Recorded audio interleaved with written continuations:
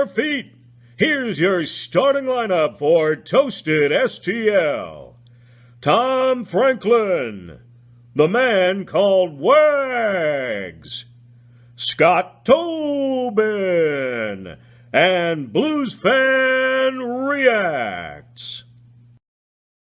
Pull up a stool because it is time for the Toasted Tavern, and we have already kicked out the original host. I'm Tom Franklin, and this is Blues Fan Reacts, welcoming you to episode number 2 of the Toasted Tavern on the Toasted St. Louis network of shows. And Wags and Scott both, unfortunately, had prior commitments tonight, so we are filling in. It is a hockey podcast on Toasted Tavern. No. We forcefully took over. We staged a coup after the first episode. We staged a coup. We raided the studio, and now this is our show again. We've taken control. It is ours for the taking. That is right. Actually, so we've got Wags and Scott locked in our basement. Oh, should I not have said that? Should I have? Not the basement. We didn't keep them in the basement. No, not the basement. We can't afford a basement. It's crawl space. So that's right. Yeah, they're in the crawl space. They're in the attic. It's okay. We gave them Cheetos and Dr. Pepper. They should be fine for at least another 3 days. Cheetos and Dr. Pepper, the things that a growing person needs. Exactly. Absolutely. Brain food.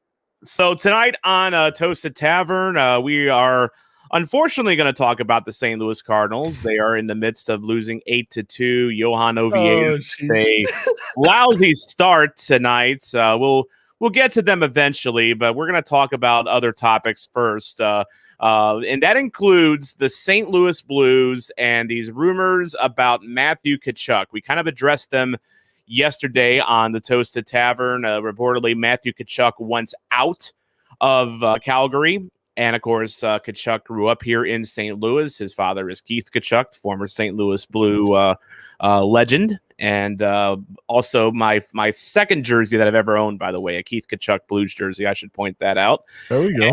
And so there's St. Louis Blues Twitter. If you've been following it the past couple of days, there's a lot of excitement about the idea of Matthew Tkachuk being in a St. Louis Blues uniform. Of course, Tkachuk is just 23 years old. He had 16 goals, 27 assists this past season.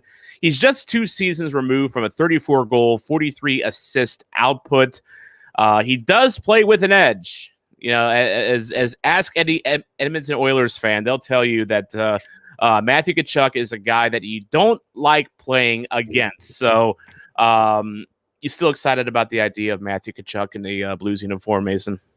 Oh, those are the best players in the NHL. Those players that, you love to be on your team but hate to play against. Bob Plager is one of those players. Bernie Federko is one of those players. Ryan Reeves is especially one of those players. You love to have a guy that...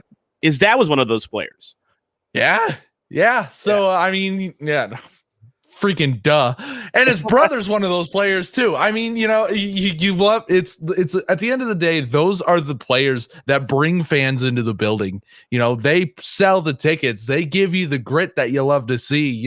I would love to see Matthew Tkachuk come home. I bet that coming home he has a resurgent year, because it's motivation. He hates Calgary. I don't think that's news to anybody. He hates Calgary. Pretty much every single player on Calgary hates Calgary, with the notable exception of the 5 former Canucks players that play on that team. But who wouldn't love to see Matthew Tkachuk? We were talking about it the last episode. We were saying that's an instant jersey purchase without question. I already got it in my cart right now, ready to buy.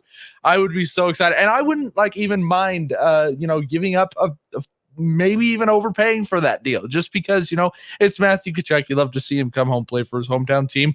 What I will ask, Tom, is what would be an understandable return? What would you be okay with getting rid of to get Matthew Tkachuk? And I wanted to talk about that this episode because we kind of touched on it yesterday. It kind of just broke during the episode that he wanted out, and there's been some speculation as to who the Blues could give up. Diamond Des points out, wasn't it like Tarasenko for Tkachuk? I saw a rumor for that at least, and I've seen that rumor as well. Mm-hmm. I think we were both kind of talking about that after the show off the air, that it might be something like a Tarasenko, Dunn, and a pick, I think, or something in that regard. I'm not sure Calgary would be willing to give up Tkachuk for Tarasenko, because Tarasenko, he's still got those question marks over his shoulder, and then his play afterwards. Just, I mean, he did deal with a groin injury, and he showed flashes of the old Tarasenko, but he's not quite there yet. For $7.5 million for the next couple of seasons, it might be too much of a gamble. But another person that I've seen mentioned in Tkachuk rumors, and this actually makes a lot of sense for multiple reasons, Colton Parayko being the centerpiece of a trade for Matthew Tkachuk, because it makes sense for a couple reasons. From the Blues' perspective, Colton Parayko has 1 year left on his contract at $5.5 million. He's a guy that he's probably going to get a raise from that, after this season. He's a big guy. He's a desirable guy. His teams would love, every team in the NHL would love to have a Colton Parayko on their team. Abso-freaking-lutely, and Calgary is no exception. Calgary actually has a need for a right-handed defenseman like Parayko. He would be probably a cornerstone for their defense for years to come. And if you're not going to be paying Tkachuk, you can afford a guy like a Colton Parayko. There's some that even say that maybe Parayko could use a change of scenery a little bit. I mean, he is coming off a back injury. But there are some that feel that maybe Parayko could, do with a bit of a change of scenery, and Calgary would certainly be one from St. Louis.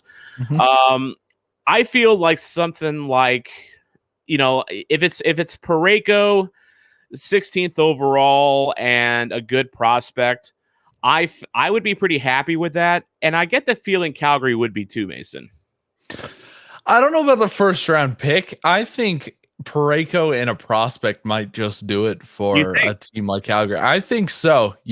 I really do, because you brought up a good point. I mean, $5.5 million, that's nothing for a prospect, or for a player like Colton Parayko, who can go on the market and get well over $7 million. You're getting $2 million saved, just off of a, cornerstone defenseman, a cornerstone right-handed defenseman, might I add. Yes. That, Calgary's been literally scouring the market for ever since TJ Brody left. So I think that is definitely an enticing thing. I didn't really think about that until you mentioned that, but I think Parayko would be a good piece, and I think the Blues would only have to sweeten it a little bit, really, to get something going there. I mean, like I said, I don't think Doug Armstrong should be actively shopping that first round pick, just because there are a lot of intriguing mid first round prospects that I would love to see in a Blue Note uniform that would just fit the style of the Blues so freaking well. Yeah. So I wouldn't be, super, obviously if the right thing came about, then obviously, exactly. Armstrong pick up the phone, but I mean, I don't think he should be actively shopping it. And I think for a Matthew Tkachuk deal to happen, I think the Blues would actively have to go after that. I think Parayko, honestly, maybe even a Jordan Kyrou, Parayko and Kyrou. I think I'd do that. Honestly, I would, because if you saw latter half of last season, league figured out Kyrou quick. They did. That's true. I mean, that is true. So, I mean, Kyrou's going to have to, get over that. Yeah. And I don't know if he has that extra dimension, in his game. I mean, he's a speed I don't think so either. Guy, and all you got to do is slow him down, as they learned this past season. I mean, that's a good point. I still like Kyrou, though. I like him too. Don't get me wrong, but you're going to have to give up someone you don't like for a player like Tkachuk.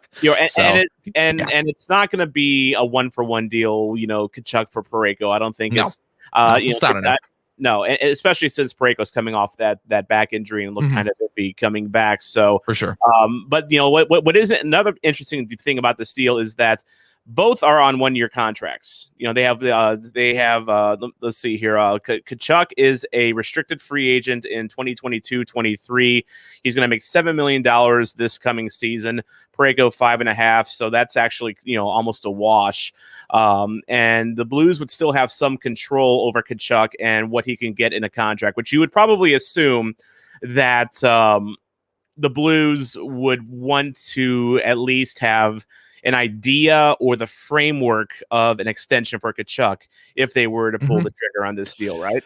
Well, yeah, that too. But, the fact that Tkachuk is an RFA kind of brings up another thing. What if you add, instead of Jordan Kyrou, what if you do Colton Parayko and the negotiating rights for Vince Dunn and maybe a second or third round pick? I bet that's two defensemen right there. That's two. And I think Calgary would go all over that. And I think Vince Dunn would be a great fit in Calgary, if I'm perfectly honest. Blues fans hate Dunn and Dunn hates Blues fans. So, I mean, we're kind of getting this the same with Matthew Tkachuk. Matthew Tkachuk hates Calgary. Calgary hates Tkachuk right now. Okay. I think we're trading two evils, and I think, both teams will come out good for it. So maybe a second. I bet Calgary would buy it on a second, maybe even a third, but probably a second. I'm already imagining the first time the Blues and the Flames play each other, and Dunn and Tkachuk drop the gloves. Tkachuk drop the gloves, center ice with Keith Tkachuk in the audience, and say, "Get him!" And then Calgary trades for Brady Tkachuk, and then they.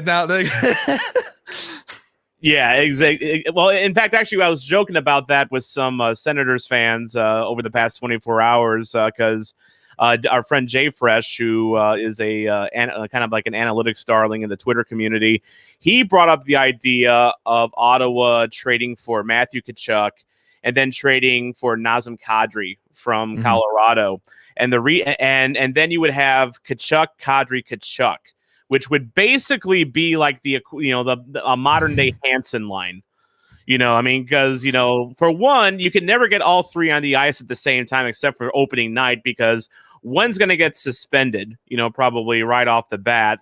The other one will get a game misconduct, yes. and it's almost equal odds that, one of the three will get, one or both of those. So that would be the ultimate chaos line. And for the first time in my life, I would actually be interested in Ottawa Senators hockey. All right. So I know this is a Blues and Midwest podcast. Yes. Here's what the Edmonton Oilers need to do.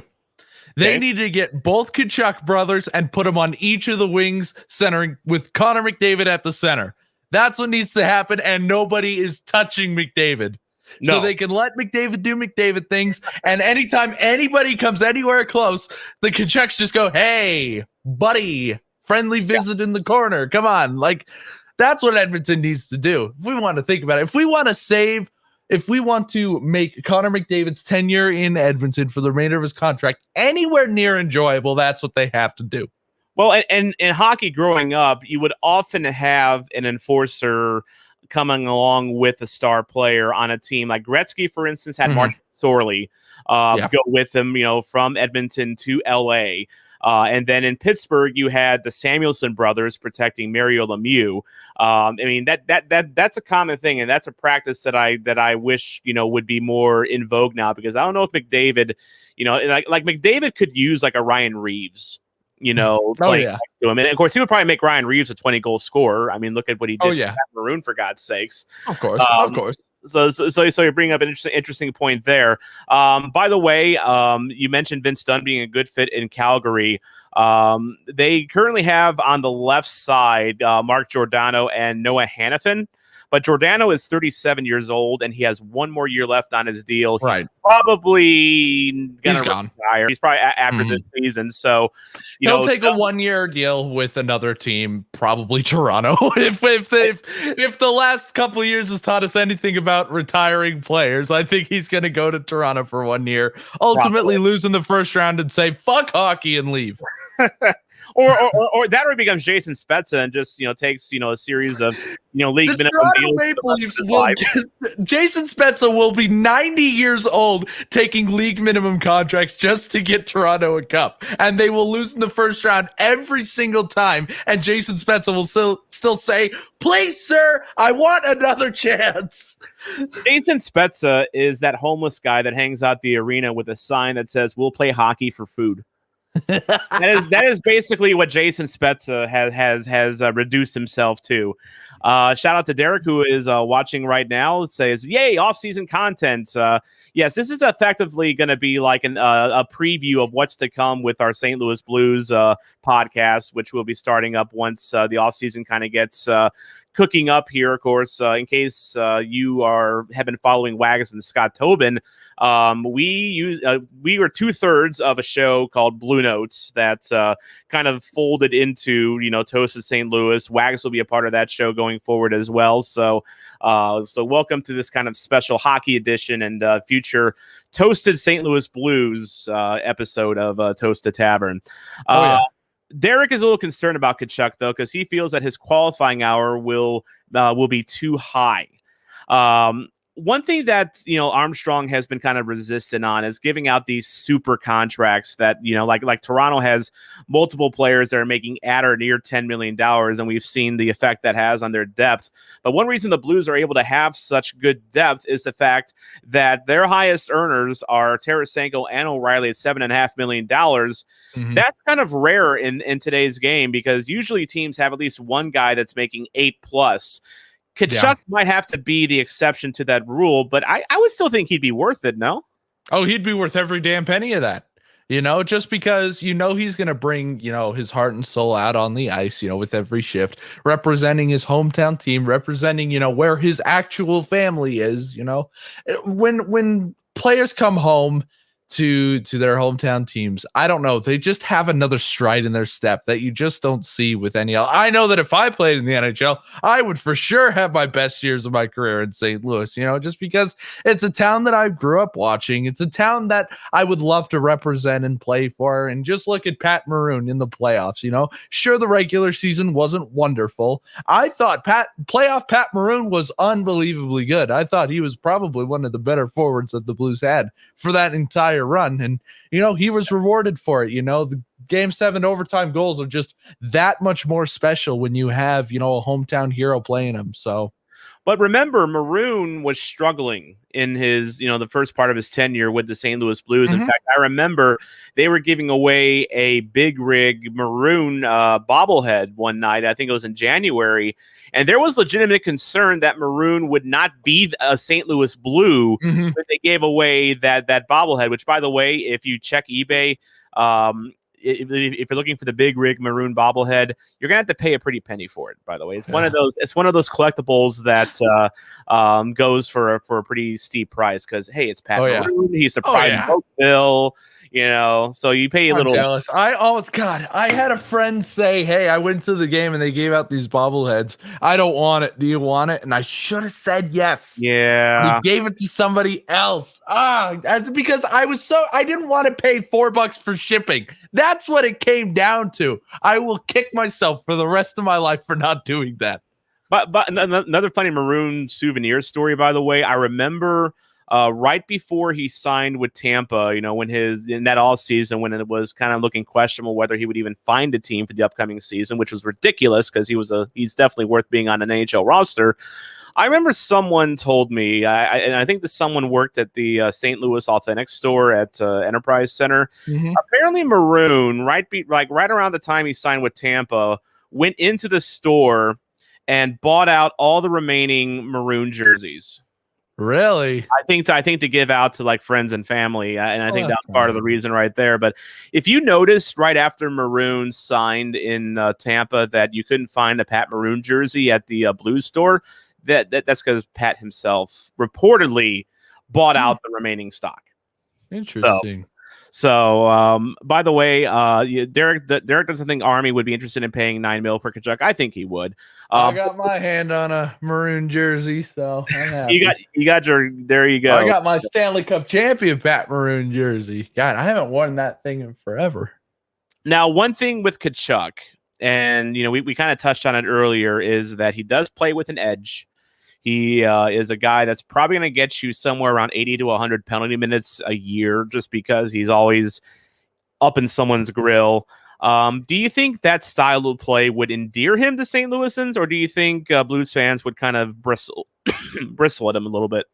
No, come on. This is a team that had Ryan Reeves on it for 7 years, okay? I think that Blues fans will be all over Matthew Tkachuk. I wouldn't defend him if he made a disgusting play, because we've seen plenty of bad plays from Matthew Tkachuk that I do not condone. We'll love him as a player, but it's a lot like my relationship with Nazem Kadri in that sense. He does stupid things, but he's such a gifted player that it just sucks that probably when he retires, all he's going to be known for is the guy who got suspended in every single playoff he ever played in. It's just too bad, because he's just so much better of a player than that. And hopefully, Craig Berube, you notice how Blues players don't really get suspended. That's because Craig Berube doesn't let them do stupid shit.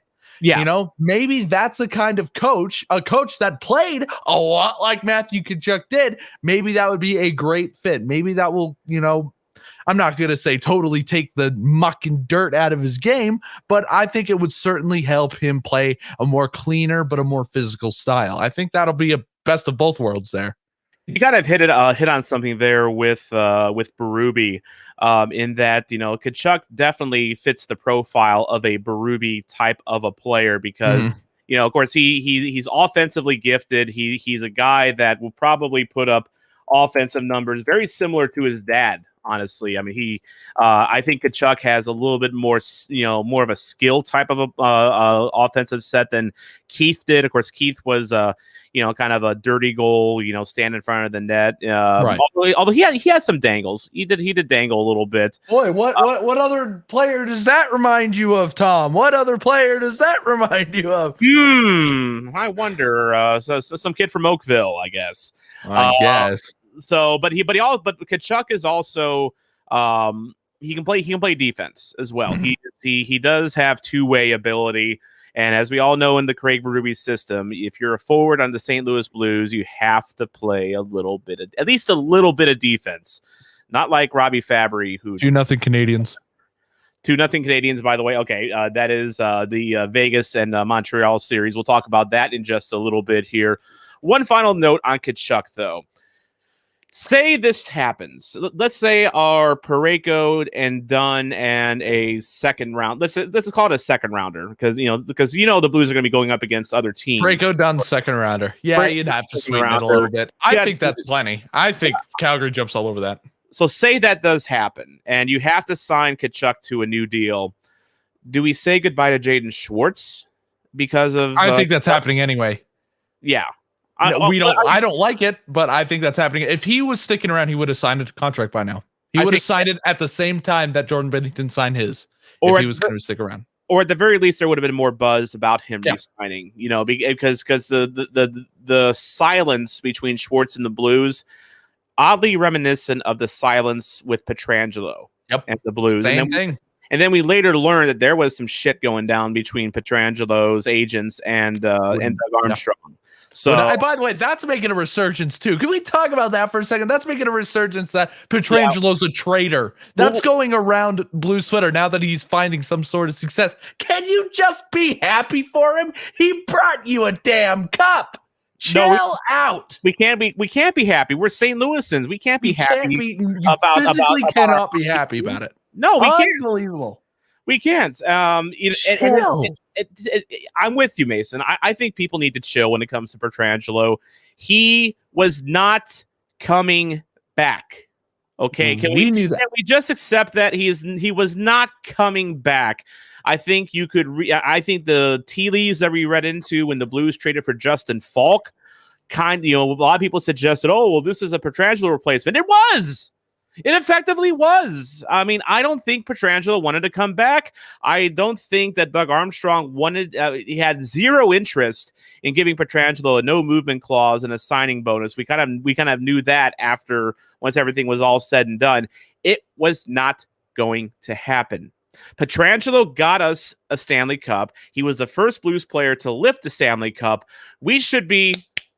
Thank you, Alex. We should be appreciative of what he did.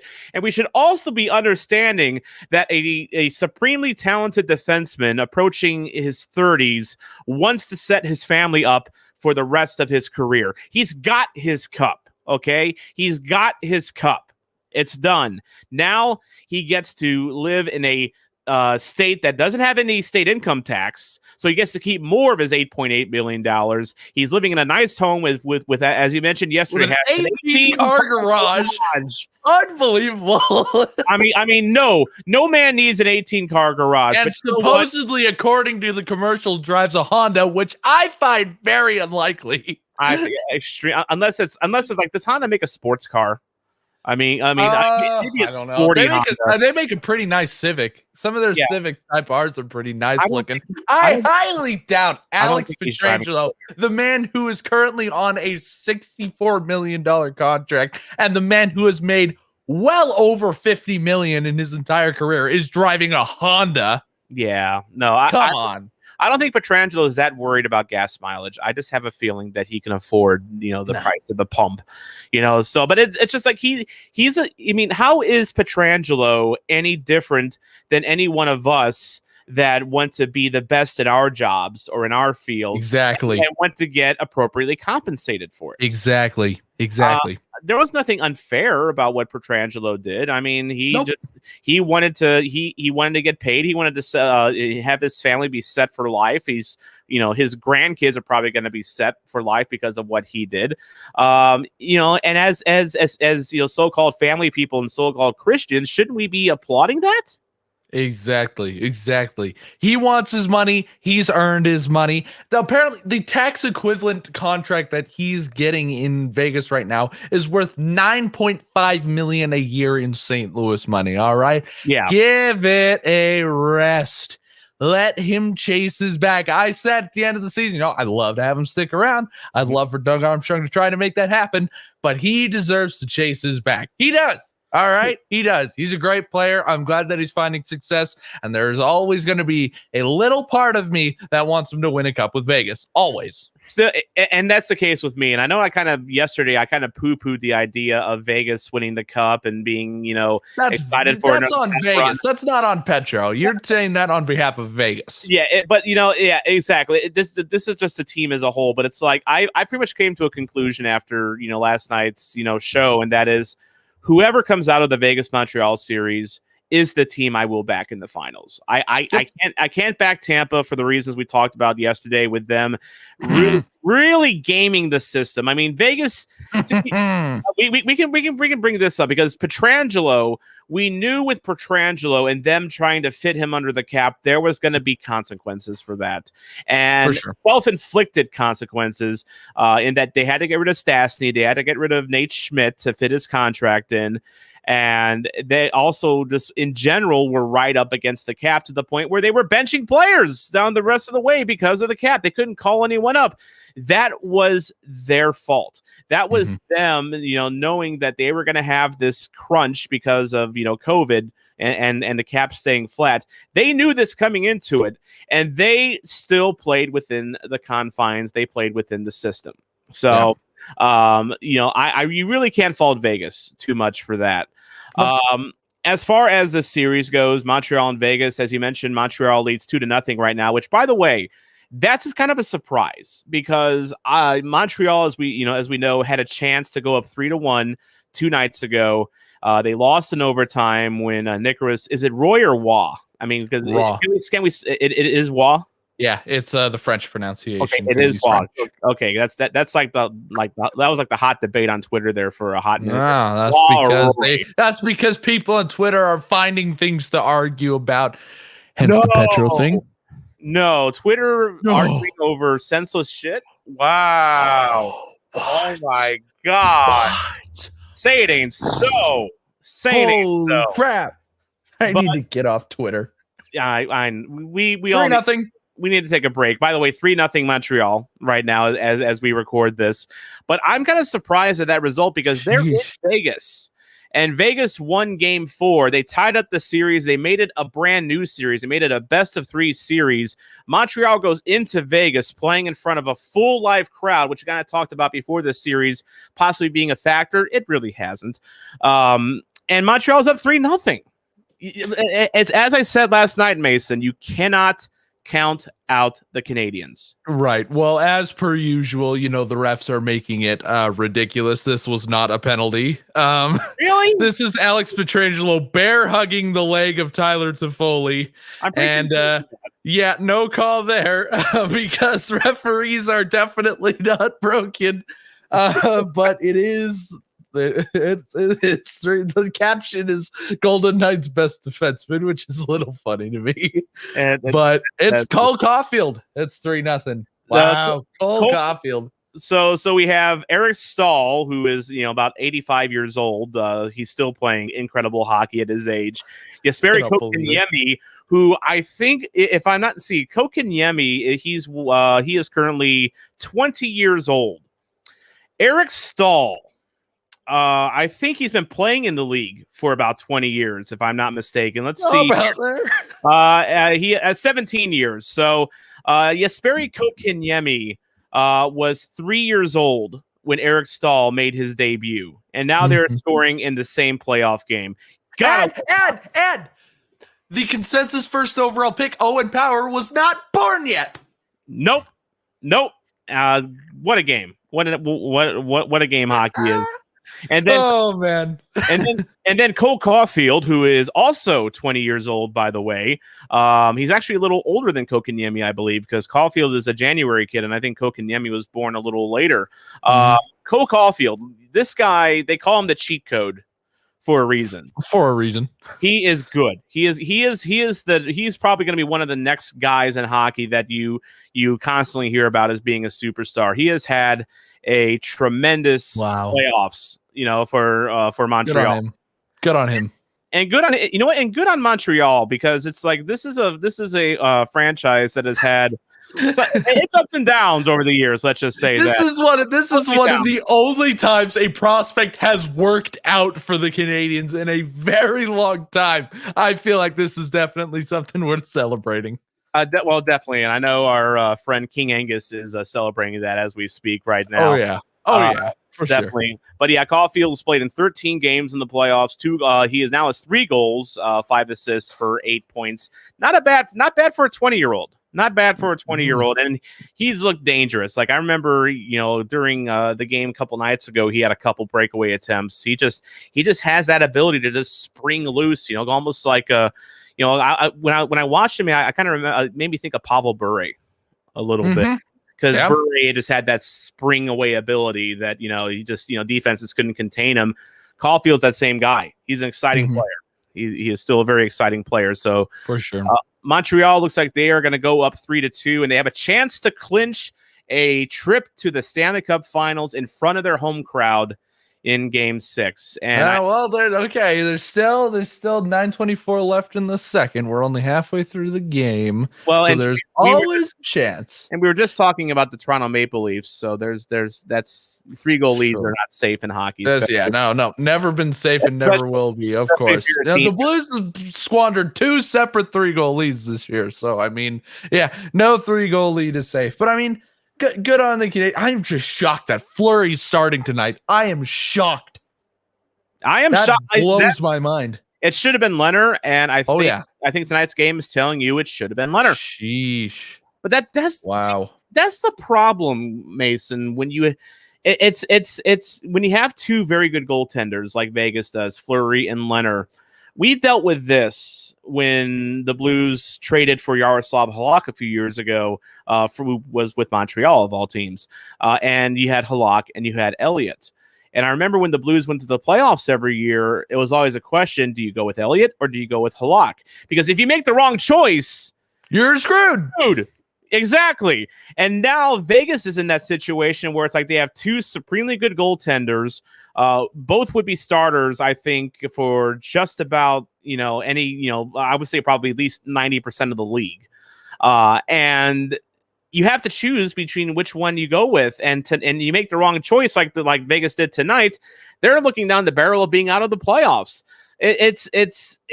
Whenever people, and by the hands of the Canadians, who literally did not win enough. They lost more games than they won this year. Yeah, they're about to make it to the. Not only are they about to make the Stanley Cup final, they're about to freaking win it. I know. dreams do come true, which I don't want to draw parallels to the Blues in 2019. But I think there's more similarities between the Canadians of 2021 and the Blues of 2019 than people realize. It's kind of a reverse when it comes to the regular season. Montreal had a great start, followed by just an absolutely awful second half. Oh my goodness, that stunk up the place. It was so bad. And then they got hot in they won the first round of a round that they absolutely should not have won. They won the second round, which could have gone really either way. And then they're winning the third round, which they absolutely should not be winning, So exactly. There's a lot of real scary situation and a bunch of young players getting hot at the right time. It's scary how many, actual similarities there are. But yeah, I mean, go you, Montreal, go you. Yeah, go off. Exactly, and of course, the winner of this series gets to take on the winner of the Tampa Bay and New York Islanders series. Let's be honest, it's going to be Tampa Bay. It's probably going to be Tampa Bay because they just clapped the Islanders 8-0 tonight. And now they get a chance to clinch. I don't think you can recover from that. I don't think you could. The Blues couldn't recover for it for 54 more games for the rest of the season. And to me, it sets up a perfect ending to the Nassau Coliseum for the Islanders, because what more appropriate way to exit Nassau Coliseum than through disappointment? Yeah, there we go. Hey, future is very bright for the Islanders, though. Future is very bright. That is true. They'll be a good team for years to come. I mean, and they're another team kind of like the Blues, where they don't have that one superstar that makes that takes up a lot of the cap room, but they spread it out, and they have a lot of unheralded guys, and so if you like Blues hockey, that and also they play a similar style. They're definitely a grinded out, not a flash team. So if you like Blues hockey, maybe you should like the Islanders, and maybe back them this playoffs. Also, they have Scott Mayfield, the St. Louisan. So yeah, the only real difference I can see really between the two teams is that the Islanders have Matt Barzal, who is just a generational talent, But other than that, it's pretty even.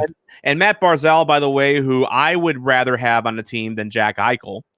And me too. Yeah, me too. And Diamond Dez is asking, are we still in Eichel rumors? We're always in Eichel rumors. I think every team's in Eichel rumors right now. But I feel that Eichel to other teams is hotter than the Blues right now, because I think we've all shifted our focus to Matthew Tkachuk. Whether it's warranted or not. Boy, they abandoned the Jack Eichel thing real quick, didn't they? I don't think a lot of fans were on the. I wasn't either. Train. I mean, my thoughts about that were very clear. But in our dying days of Blue Notes, about a month ago, we were talking about that, and I don't think and even Wags, I don't think was really aboard the Jack Eichel train. I went to Hawaii, of course, earlier this month, humble brag, and got to hang out with Guy the Hawaii Blues fan. And he is also not on the Jack Eichel bandwagon. He thinks Jack Eichel is overrated, and he does not put him in the category of a superstar. And overrated might be a little strong. A little strong. It's Guy. He comes strong. But Eichel, I always kind of viewed Eichel as a very like a Brendan Shanahan level type of a talent, where he's going to be in the Hall of Very Good someday. But he's not going to be in the Hall of Fame. Yeah, he is a sub level. He's below a McDavid. He's below a Crosby. He's below a Draisaitl. I think he's probably at or below level of Matthew Barzal. Mm-hmm. I think that's about the same level. But there's a good chance with Eichel that I've known this all along with Eichel. There's a good chance I'm wrong on him, because he does play for Buffalo. Yeah, we haven't seen him on a good team. We haven't seen him with good line rates before. No one can succeed, to the best of their abilities in Buffalo. The only time we've seen him with good line mates were in the All-Star games, and he's looked freaking wonderful. Exactly. He was in the 2020 All-Star game in St. Louis. I thought he looked really good, and then he also looked good in the skills. Did you go to that game? Yeah, I was there. I got to I didn't go there. I didn't go to the game. I wanted to. I went to the skills competition. Mhm. I covered that on behalf of KMOX and the Gotcha. Hockey Podcast Network. And then I did the media day, which was before that, which was really cool. I actually got to talk to Eichel just for a little bit. Oh, right on. Good guy, by the way. Very good guy. Very he's a guy that I think if he wherever he gets traded to, he's going to be a very popular player. Yeah. In that city. I bet. He checks all the boxes for what you want out of a number one center. I just don't think he's elite, but that's just me. That is just me. And one final thing on the Blues here. As you pointed out before we went on the air, this is a banner day in St. Louis Blues history. This day, 14 years ago, in the 2007 NHL draft. I can't do math. That's why I'm in radio and broadcasting. The Blues made 3 first-round selections. They had 3 first-round picks. With the 13th overall pick, they took Lars Eller, who later was traded to Montreal in the Yaroslav Halak deal, and Eller has become a solid NHLer since then. Currently with the Washington Capitals, lifted the cup with the Washington Capitals. 18th overall, Ian Cole. One of the more divisive Blues players in recent memory. Cole had some rabid fans like Gabe Foley, big fan of Ian Cole. He's like his favorite player. Others like me were not enamored with Ian Cole. I thought he was just eh. And then of course he gets traded for Robert Bortuzzo, so that worked out pretty well. And with the 26th overall pick, the best pick of the bunch. Number 57, David Perron. DP57, ladies and gentlemen. A player so bold that he made the team in his draft year. He made the team out of training camp. And of course, he has been, it's hard to believe that David Perron has been in the league for 14 years. Yeah. And I can't believe he hasn't hit 1,000 NHL games, I'm kind of, he's had injury problems his whole career. That's the only thing, but he'd have well over 1,000 at this point, But hey, David Perron, DP57, absolute. I don't think it's any question. He's Blues fans' favorite player. No question about it. The Perron but it wasn't always so with Perron. Perron was a guy. He came up with TJ Oshie and Patrick Berglund, part of the the youth wave, from that era, and sometimes gets associated with how that was kind of disappointing, especially with Berglund. I mean, don't get me started on Patrick Berglund. TJ Oshie. By the way, his trial's coming up this month. Oh well, let's wish Patrick Berglund a good luck in his legal battle coming up. Well, I don't wish him good luck. He deserves it. Well, yeah, in his case, yeah, because Lehtera was cocaine, and Berglund. I had this conversation. It was so funny. I was like, who would have thought that Jori Lehtera, after leaving the NHL, going to Finland, going, you know what I'm gonna do? I'm gonna become a part of literally the biggest cocaine ring that Scandinavia has ever seen. He basically took his big contract, which was about $4.7 million per season, if I recall, and he decided to become the Walter White of Scandinavia. Criminy. That's one career choice you can make. That's funny. Or if you think about that, that's just so funny. Where does your train of thought go from there? You're done with the NHL. You're like, you know what? I need more thrill in my life. It always made me wonder, when the Dallas Cowboys in the 90s, I think there were a couple players with the Cowboys that got busted for cocaine as well, and I'm like, you're in the NFL, you're playing for the Dallas Cowboys, you have a big contract. What are you doing trying to sling drugs? What more thrill do you need? Go jump out of a plane if you need a thrill. Go skydiving, exactly. That's thrilling. I mean that gets you high. There is so much that you can do with the amount of money that you make to find thrill in your life, and you choose to be cocaine. Yeah, I bet Lehtera's conversation with whoever he had a conversation with to get, because by the way, he had to have gotten in somehow, meaning he's had to actively pursue that. Yeah. I imagine it would go, how can I find some thrill in my life without doing cocaine? So you could deal cocaine. It's like, sign me up. Yes. And so who has made the worst life choices in your opinion? Jori Lehtera trying to become the Walter White of Scandinavia, or Patrick Berglund, who forgets to submit his no-trade list, gets traded to Buffalo because everything's great in Buffalo, and walks away from the remaining $15 million in his contract. Which is beat up his girlfriend in Russia. To go beat up his girlfriend.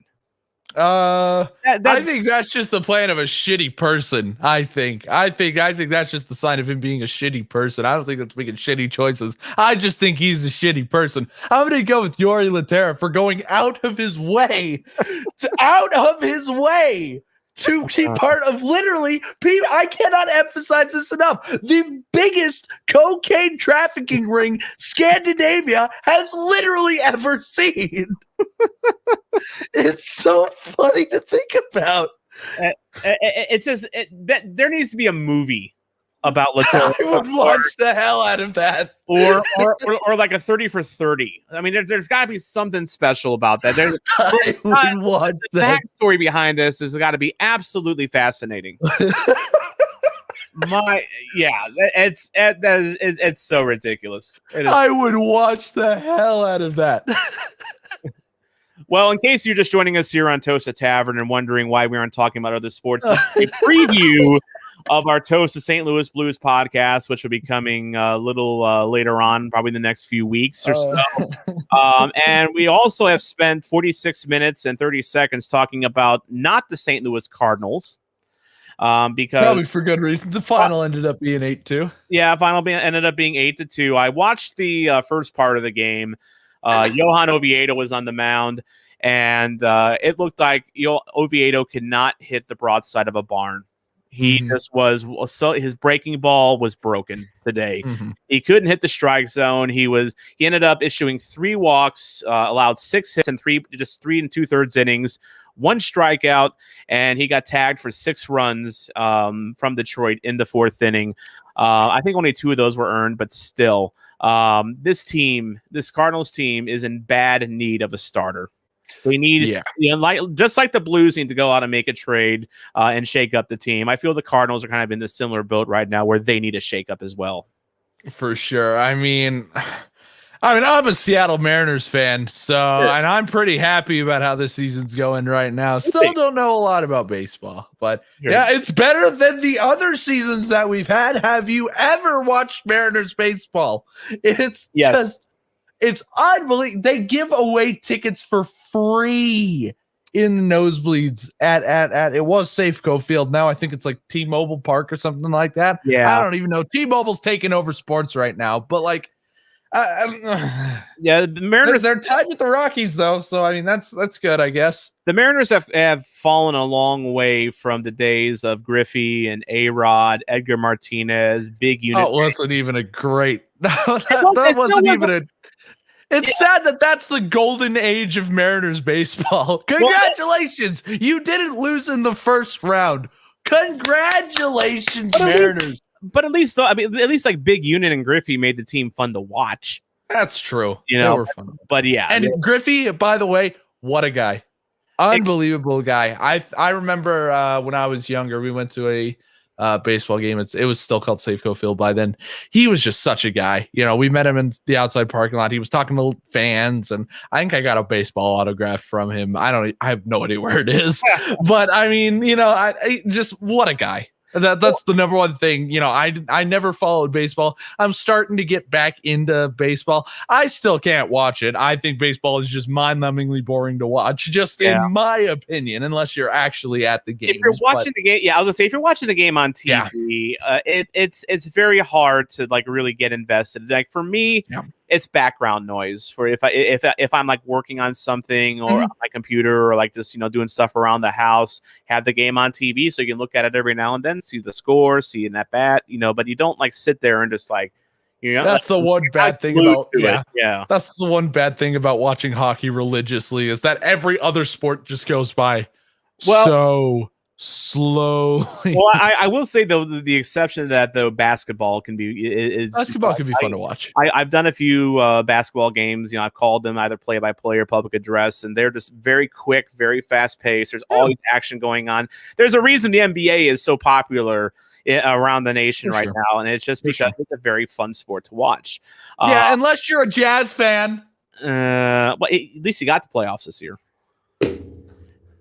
Playoffs. We're just going to pretend the playoffs don't exist this year. I don't think you understand how sad the city is right now. I don't think you understand the mood of Salt Lake City. People do not look at each other right now. Yeah. They do not even acknowledge each other's existence. This city is heartbroken. This was your chance. The one season that I decided, you know what? I think I'm going to watch Jazz basketball this year. Yeah. Pretty off and on. I didn't watch every game, but I watched enough where I knew what was happening. I knew who the good players were. I knew who the bad players were. I knew which contracts sucked. I knew which contracts were great.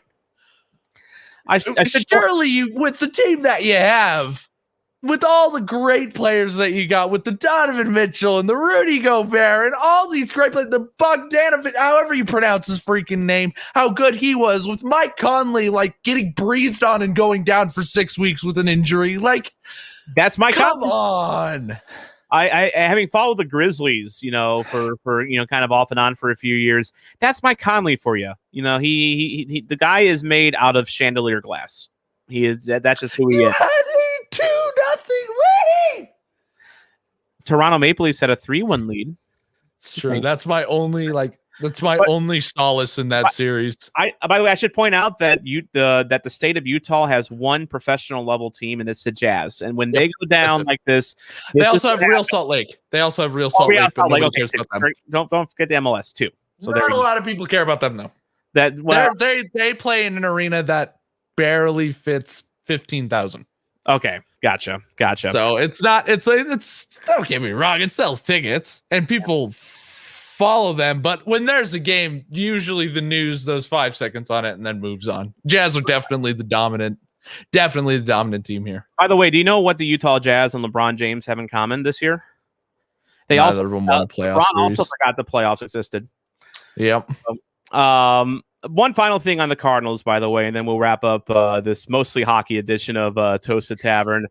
You don't have to be a baseball fan to appreciate this story here. So the Cardinals made a couple moves before the game today. They sent down Lane Thomas. They designated for assignment Bernardo Flores Jr. And they called up an outfielder who I think has one of my favorite names in baseball in recent memory. Lars Nootbaar. Nootbaar. If he becomes popular in St. Louis and they don't make a candy bar, called the Newt Bar, someone is missing out. Someone is missing the boat on here. And he's a guy that I can see endearing himself to Cardinals fans. He was an 8th round pick in 2018. He hit really well in Memphis this year. He had a .329 batting average, a .430 on base, and a .557 slugging percentage.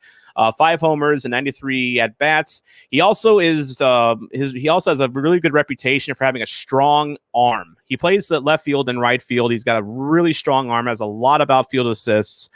But here's another reason why I think St. Louisans might endear themselves to one Lars Nootbaar.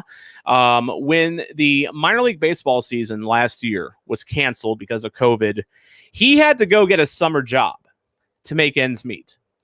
He found work in a factory helping build parts used for fighter jets. Holy crap. This is 2020. Lars Nootbaar, decent outfield prospect, working in a factory to make ends meet. That is, without question, the most American thing I've ever heard in my goddamn life. I mean, just unfurl the flag behind me. Get the drums. We got fighter jets with red, white, and blue trails going over the flag right now, and the you got national anthem playing. Toby Keith is talking about putting boots up people's asses. I mean, it is just it is total Americana. But in a span of 12 months, Lars Nootbaar has gone from working in a factory to the major leagues. He made his major league debut tonight. He good on started him. in left field. And what a story is. And you know what? We needed a good story about the St. Louis Cardinals to wrap up this show because there's not a lot of good stories with the St. Louis Cardinals lately. Yeah. So, Well, one more happy thing, or sad, depending on who you're cheering for. When the second period ended, apparently Vegas Golden Knights fans booed hard. It's almost like they're not used to failure yet. It's almost like that. Apparently, they booed like the loudest boo that I think has ever happened in Vegas. Yeah, I don't think. Yeah, when you think about it, I mean, except for a really bad stretch in their second year, Vegas fans haven't really had a reason to deeply boo like that since their existence. Until they lost to the freaking. Did they lose to the Stars or did they lose to the Avs last year? Who knows? I think it was the Stars last year, but regardless, they're learning in Vegas how to be fans and to make deafening boos in your arena. That is like the next step. I think it comes from PTSD because 75% of Golden Knights fans are ex-Phoenix Coyotes fans. So I think they're getting PTSD flashbacks and they're like, "Oh no, I can't escape." Shout out to Arizona Sports Guy, by the way, who out to AZ Sports Guy, who is also a Vegas Golden Knights fan. Yes, he is. I wonder why. I wonder why as well. We had a great talk about that this weekend. Yeah. He is pissed off at his team, and rightfully so. You know, I've actually since we started podcasting, I've grown to appreciate Arizona sports fans in general because we've had Corey Crenshaw and Richie Flores. They do a podcast called Sporty with Corey and Richie. They're based in Phoenix, and they will fucking kill a bitch if you start attacking their Coyotes. Like, they are very defensive about their Coyotes because they get picked on. The whole league picks on the Coyotes, and some of it's deserved. I mean, just the way that organization is run the last couple of years has, kind of allowed some, elicited some prodding. But it's like they're kind of like, don't mess with their Coyotes because they're tired of getting picked on. And understandable. And I think St. Louis fans can understand a fan base that has an inferiority complex. Yeah, definitely. Outside a little bit.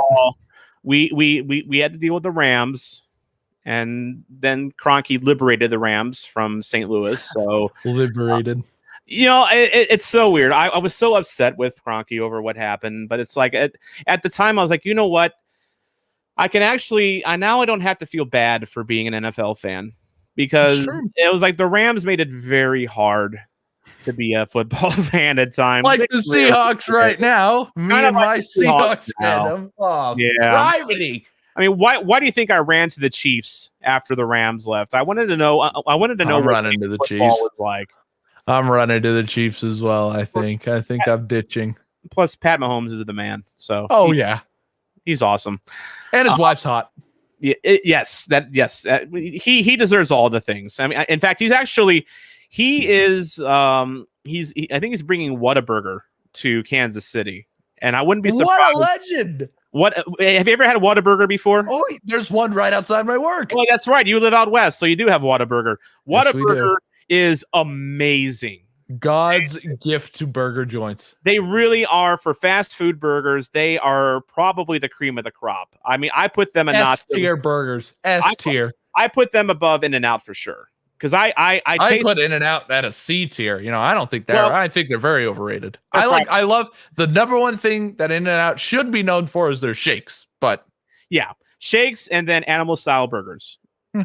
I do like the animal style burgers. Their fries are just good, but they're overhyped. Yeah, they're overhyped. And I had In-N-Out in Dallas a couple of years ago, and I had Whataburger in Dallas. Whataburger crushed them by a mile. In fact, when I came back from Hawaii, I had to stop in Houston, and they had a Whataburger right by my airport gate. That was like the one thing I enjoyed about being on a 10-hour, flight was getting to Houston and getting some Whataburger.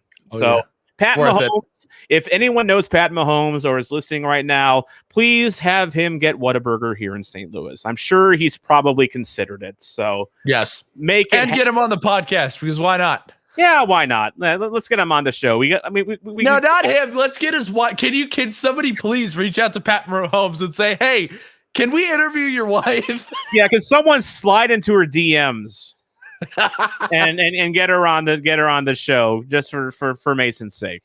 Oh yeah, yes. Yeah. All righty. Well, I think that's going to do it. That's going to do it for this special edition of Toasted Tavern, giving you a little bit of a preview of what our Blues podcast will be like with a dash of Cardinals talk. And Mason, any final thoughts? Yeah. Get Pat Mahomes' wife on the show. Well, that's really all he cares about at the moment. Yeah, that's all I care about. If I do that, then my life is complete. All right. And I think all our lives will be complete at that point. We'll have talked to a wag in sports, wives and they call, like in England, they call the wives and girlfriends of soccer players wags. So really, we will get a wag on the show with wags. How about that? Match made in heaven there. Exactly. It's got to happen. By the way, speaking of wags, he and Scott will be back tomorrow night at 9:00 Central Time. We're letting him out of the attic for a more proper episode. We told them it was a crawl space, not the attic. They're actually in the attic. We don't want them to know they're actually in the attic. We want them to check. Sorry. Oh my God. Sorry. You blew it. All right. For Crime Lord Blues Fan Reacts, I am Tom Franklin, asking you to let's get toasted. For new episodes, merchandise, and behind-the-scenes content, be sure to visit ToastedSTL.com or follow us on Twitter at Toasted St. Louis. I'm the voice of the Blues, Tom Calhoun. Let's get toasted!